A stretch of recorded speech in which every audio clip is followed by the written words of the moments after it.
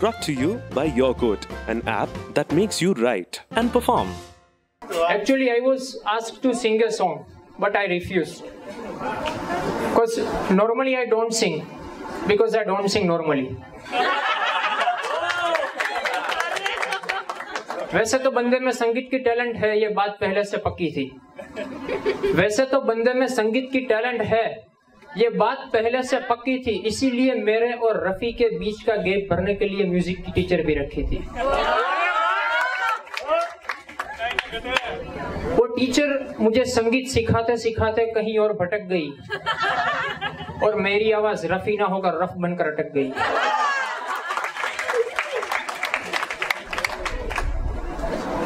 અહીંયા ઘણા બધા લોકો એટલે ઓલમોસ્ટ 95% એવા છે કે જે લોકો છે ને એ લવ ને સરાઉન્ડ કરીને બધું લખે છે।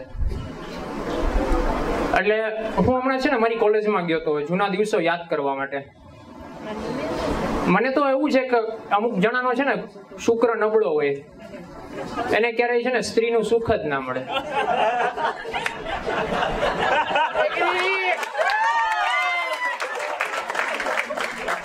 ખબર નહીં કોણ જાણે કયા ચોગડિયા જન્મ થયો છે।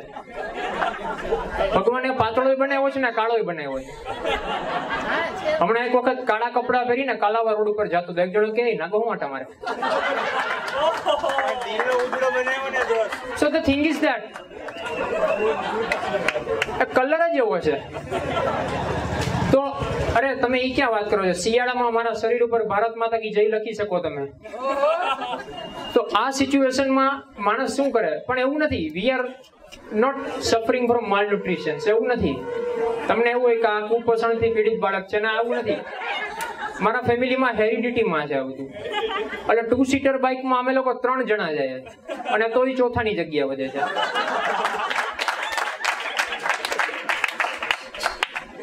અને ખબર નહીં આખો ફેમિલી જ અભિશાપથી ભરેલું છે। તો મેં કૂતરું પાડ્યું, એ પાતળું છે।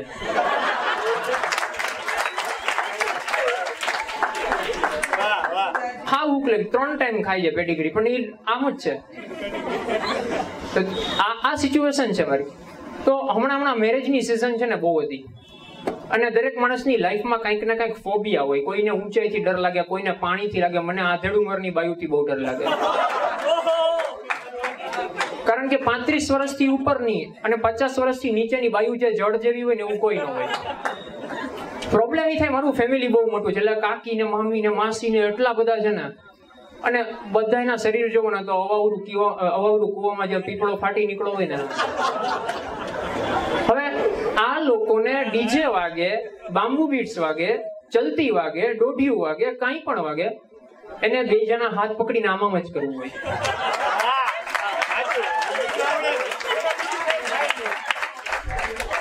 આપણે એન્જોય કરતા હોય આપણા ફ્રેન્ડ સર્કલ સાથે, બરોબર છે, અને ડીજે વાગતો હોય, અને મને તો ઓલી ઝગમગ વાળી લાઈટ થાય ને પછી બહુ મજા આવે, કારણ કે કોઈ જોવે નહીં ને આપણને નાચતા। ઓરિજિનાલિટી બહાર ન આવવી જોઈએ, આપણે પોતે માભામાં જ રહેવા જોઈએ પબ્લિકમાં।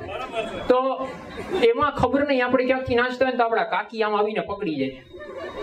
હવે એને આપણી યાર કુદેડી ફરવી હોય, આપણે કહીએ કાકી એવું ન કરાય, ખરાબ લાગે। એ લોકોને કેવું હોય, હેવી લોડેડ ટ્રક હોય ને એને બ્રેક લાગતા વાર લાગે, એ સ્પીડે બહુ મોડી પકડે અને એને બ્રેક લાગતા વાર લાગે। તો મારા કાકીએ છે ને આમ હાથ પકડીને મને કે હાલો કુદેડી ફરીએ। તો એ ફોર્મમાં આવી ગયા તો 10 સેકન્ડ પછી સિચ્યુએશન એવી હતી કે મારા પગ જમીનથી ઉપર હતા, એ મને ગોળ ગોળ ફેરવતા હતા।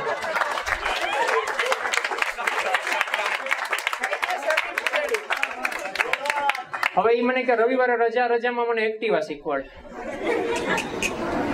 અને આ લોકોને ગુજરાતી લેડીઝ પોતાની જાતને મોડર્ન ફીલ કરવા માંડે ને ત્યારે સૌથી પહેલા 3 કામ કરે। નંબર 1, એ ચાય કરીને ઇંગ્લિશ બોલવાનું શરૂ કરે કે તારા કાકાને કઈ કે કસરત કરે, એનું પેટ તો જો આલા ગ્રાન્ડ થઈ ગયું છે। મેં કીધું કાકી ઇવેન્ટ માટે બોલે, મારી બેનના લગ્ન હતા, એ કે ગમે એ થાય કેટરિંગ નો કોન્ટ્રાક્ટ તો થોમસ કુકને જ આપવો છે। એ ટ્રાવેલિંગ એજન્ટ છે, ગમે ત્યાં ધબેડ કરવાનું, એટલે સૌથી પહેલું ઇંગ્લિશ બોલવાનું શરૂ કરે। બીજું, ડ્રેસ એને ઓલ્ડ ફેશન લાગતો હોય, જીન્સ પહેરતા શર્મા તો એટલે લેગિન્સ પહેરવાનું શરૂ કરે. અને ત્રીજું એમ કે મને એક્ટિવા શીખવાડો. તો મેં કીધું ઓકે ઠીક છે, કાંઈ વાંધો નહીં. હું પાછળ બેઠો, બે હાથ આમ પાછળ પકડીને મેં કીધું લીવર દ્યો, અને એને લીવર દીધું અને સામેની દિવાલમાં એક્ટિવા ભટકાણું. ઓકે ભટકાઈ ગયું, વાત ખતમ થઈ ગઈ. એને દિવાલમાં છીંડું કરીને બહાર નીકળું તો લીવર જ ના મૂકે. મેં કીધું કાકી મૂકો. મને કે મરી ગયું બંધ નથી થતું. મેં કીધું તમારો હાથ છોડી દો.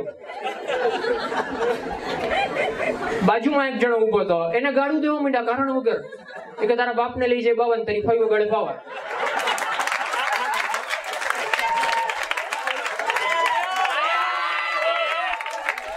Okay, that's all from my side. Time constraint ને ધ્યાનમાં રાખીને અહીંયા પૂરું કરીએ. Thank you very much.